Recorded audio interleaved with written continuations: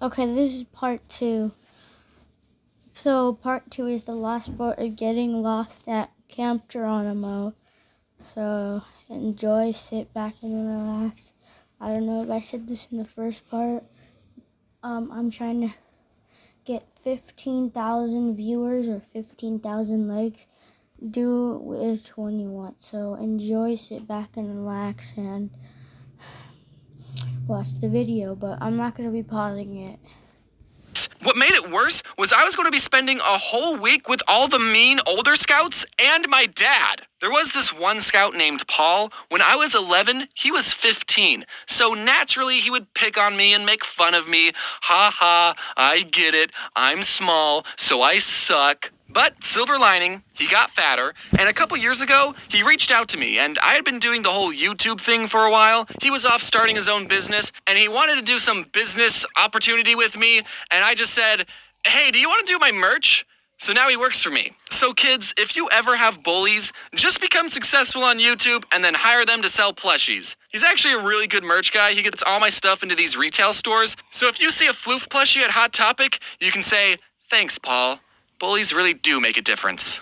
Anyway, self-promotion aside, my first year at Geronimo, I was a little bit on the very young side compared to everyone else. I was taking a class called orienteering. The class taught us how to read maps and use a compass. And one day it was time for our class to go on a scavenger hunt thing. We were given a list of places we had to go to, and we were supposed to use our compass and count our paces to get to each specific location. Then when we got to our destination, there would be a marker somewhere, and we would have to write down what that marker was. There were 10 different markers that we had to find, and the course was supposed to lead us in a circle. The leader, who was in charge of our group and the compass, was an older scout named Paul. It wasn't the merch guy Paul, but I think it would be funnier if it was. Our group set off to the first location. Having a compass and counting your steps isn't the most accurate way of navigation, but we weren't allowed to use Google Maps, so. When we got to the spot, we had to look around for a little bit to find the marker, but we eventually found it, and then we were off to the second location. This time, the marker was harder to find. The spot we landed on was pretty far from where the marker actually was. At the third location, we couldn't find the marker.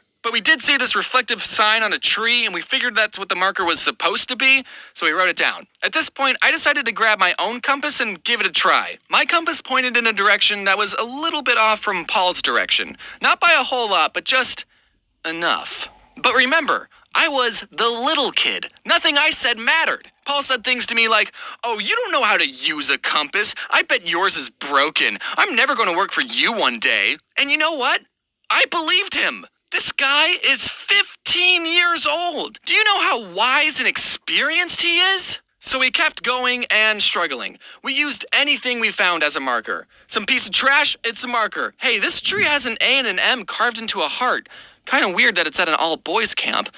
Do you think that it's a marker? Eventually, we all had to admit that we were completely lost. The other boys told Paul to hand over his compass, and Paul reached into his pocket, pulled out his compass, and 2 buzz magnets. Buzz magnets are magnets that are shaped like a bullet, and you can throw them up in the air and they make this cool buzzing sound. They sold them at the camp store, so that's why Paul had them. And everyone immediately figured out why we were lost. For those Want me to get out?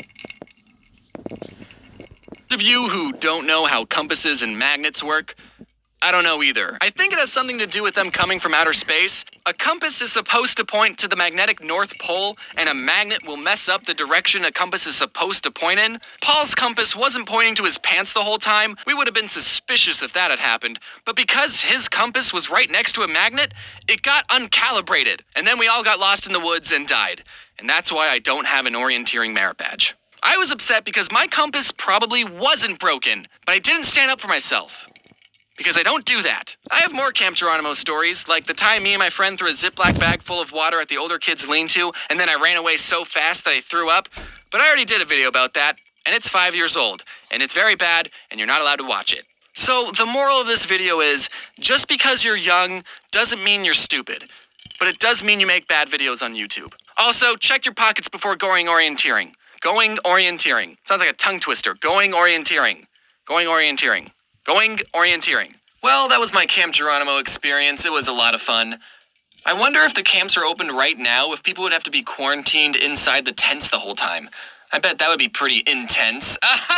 As you've seen on the news, a lot of events are getting canceled or postponed, which include my events. So if you want to see updates to the events I'm going to, then follow me on Twitter and Instagram because that's where I'm going to be posting updates. A lot of events have been postponed until further notice, so we just have to wait and see when everything dies down and we can go outside again. As always, a huge shout out to my awesome team for working on this video, especially considering how crazy the world has been recently. Everyone has pulled together and all worked on this video from home, which is pretty normal, actually, for us. On that note, we're all in this together. We'll get through this, and wash your hands. If you haven't... So that was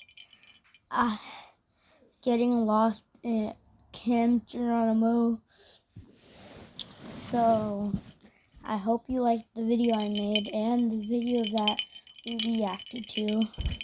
I'll see y'all later. Bye.